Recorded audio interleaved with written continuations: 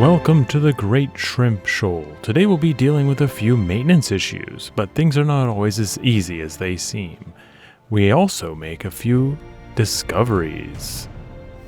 Speaking of discoveries, please subscribe and like this video and hit the notification icon because my shrimp would love to discover that they have a few new fans.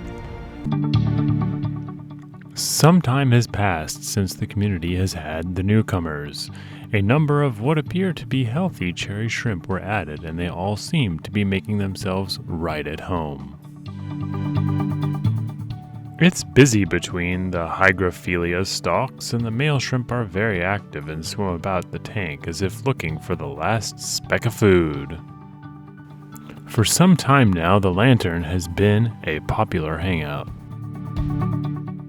I wouldn't mind if not for the fact that there are many spots the shrimp can hide within the lantern, and this presents two new problems.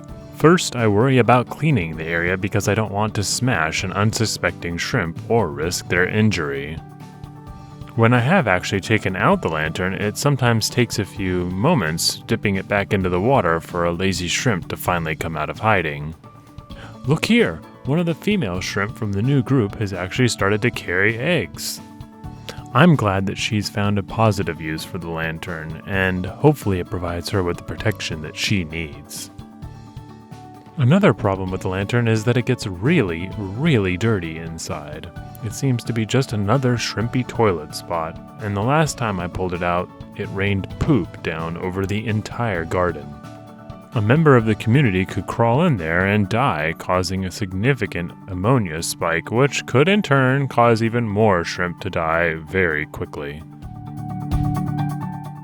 Outside of the lantern, the new community members have caused the original shrimp to become more social. Here's something interesting for you to try. Can you spot the ghost shrimp? It's not always easy. If he were a predator, I don't think that anybody in this tank would stand a chance. One thing that I don't think people really know about shrimp, and dwarf shrimp especially, is that they love to keep themselves clean. All the varieties of shrimp that I've kept have cleaned themselves in this way, and it's very similar to some of the most intelligent birds.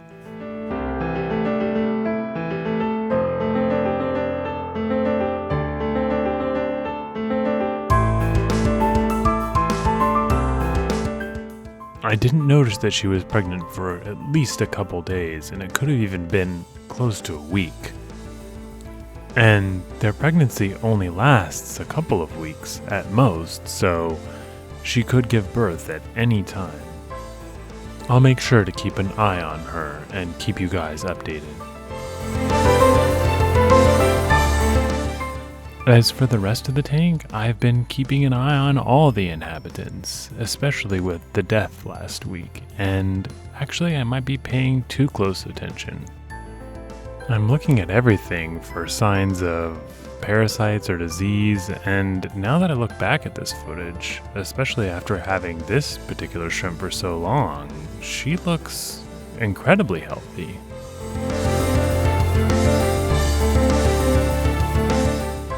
Now, a bit about the plants. The leaves and stalks that this group of shrimp are sitting on, this is actually the Hygrophilia polysperma, and that just goes to show you how much this plant has grown up. It was purchased with the description that this would be a carpeting plant, and it is anything but. These specimens have grown quite quickly, and I think they're crowding out the rest of them. If I replant the garden anytime soon, I will definitely do it with less of the Hygrophilia polysperma, if any at all. There are different grades of cherry shrimp, and I now see why. After looking at this individual, you can really see how stark the coloring is. It's quite beautiful. I'd love to be able to get them to survive a lot longer, but things are happening so quickly I may not be able to discover what's happening until it's too late. Now that I've become super paranoid about what might be affecting these shrimp and could have caused the previous deaths, it's not easy to overlook the fact that these Tetra have been eyeing them suspiciously. They're fed regularly, often a little bit more than they probably should, and the shrimp clean it up, but I don't think that a baby shrimp would be something that they could turn down if they saw it. It would look just like food. It seems like they're always awake and watching, mouths opening and closing, breathing. Initially, I thought the Tetra would be a good addition to the garden because they would fill a niche in the system. My hope was that they would allow for a greater balance in the tank. But from my perspective now, it sure looks like they are hungry all the time.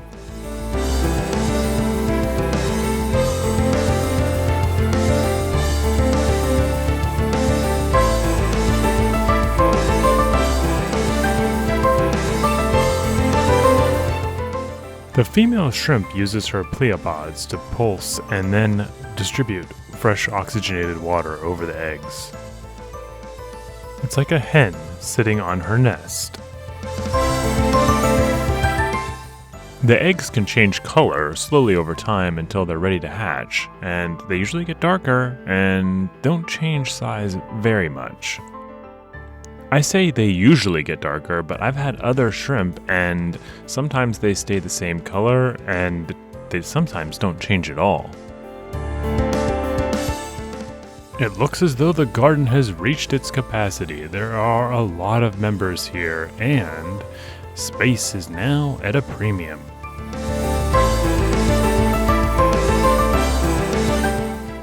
Another issue with the planted tank, and especially the Hygrophila polysperma, is that cleaning has become very difficult. Just to get down close to the substrate, clean the glass or do anything else, I risk uprooting and then clouding the tank with other debris. And that debris is primarily poop.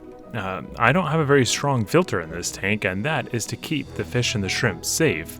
I don't think if I had a strong filter, they would enjoy the currents or the movement of the water. It would be too strong. But we'll see. Maybe new filtration is exactly what we need.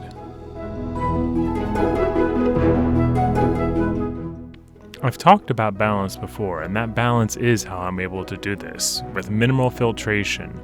The bacteria, the substrate, the plants, and the animals in the tank all work together to create a very uniquely balanced system. Or at least that's the idea. We'll see if that is actually achievable.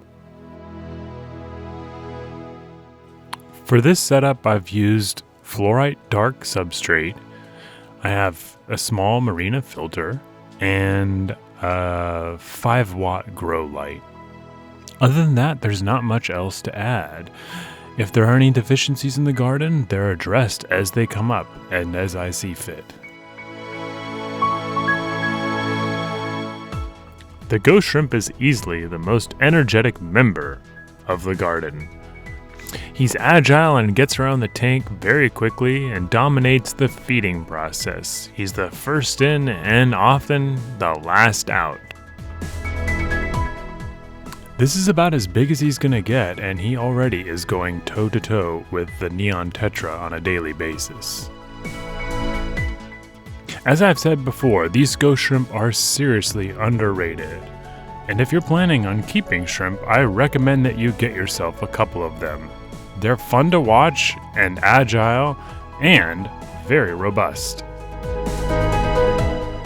Palaemonetes pallidosus, as they are known, can alter their pigment to assume camouflage and typically are nocturnal.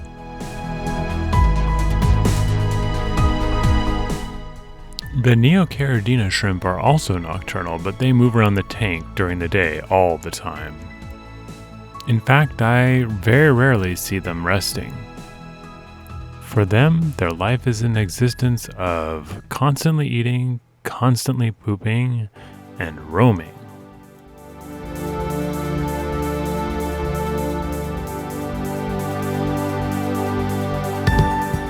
I haven't seen anything in the tank that would lead me to believe that there are any parasites or predators. Still, the deaths from last week and before have worried me.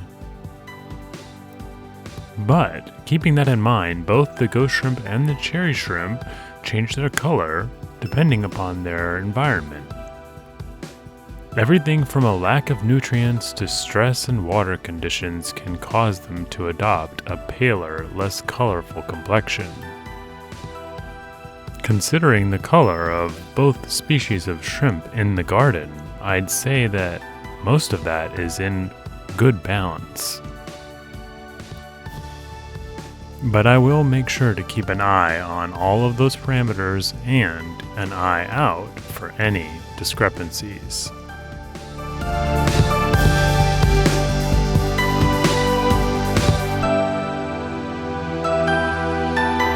The plants have all grown to fill in the available space, so it may be time to look for a new tank to house the garden and its inhabitants. If I opt for a larger tank, it will be easier to control the water parameters and would be less of a shock on the shrimp, especially on a weekly basis.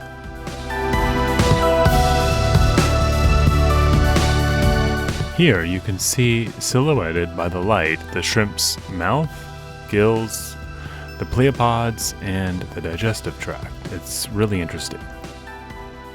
You can also see the difference between this shrimp and some of the other cherry shrimps in that this has less coloring on its legs. This female doesn't have any eggs, but that doesn't stop her from tending to the area that she would normally keep them and pulsing her swimmerets. Time will tell, but at least she's keeping herself clean in the meantime. It's really quite amazing. With 3 pairs of walking legs and 4 pairs of feeding arms, she can literally eat, clean, and walk all at the same time. I actually have trouble doing just one of those things every now and again. The consensus among shrimp keepers is that Neon Tetras should be good tank mates all around, that is, unless you have lots of young. But not a day goes by that I don't see them aggressing on multiple shrimp. It may be time to rethink their membership in the garden.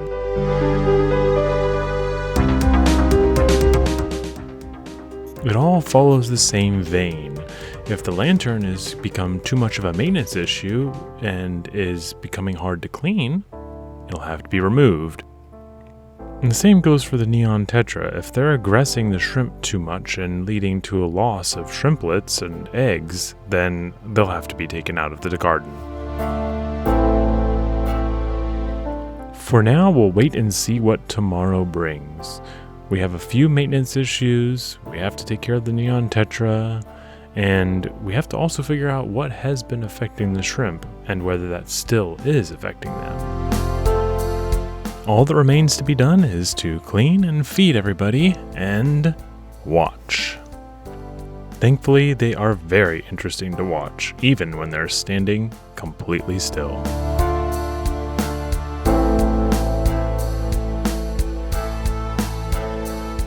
And with that, it's time to leave the garden for today and get the morning started. Thank you for coming by, everybody, and as always, have sweet, shrimpy daydreams.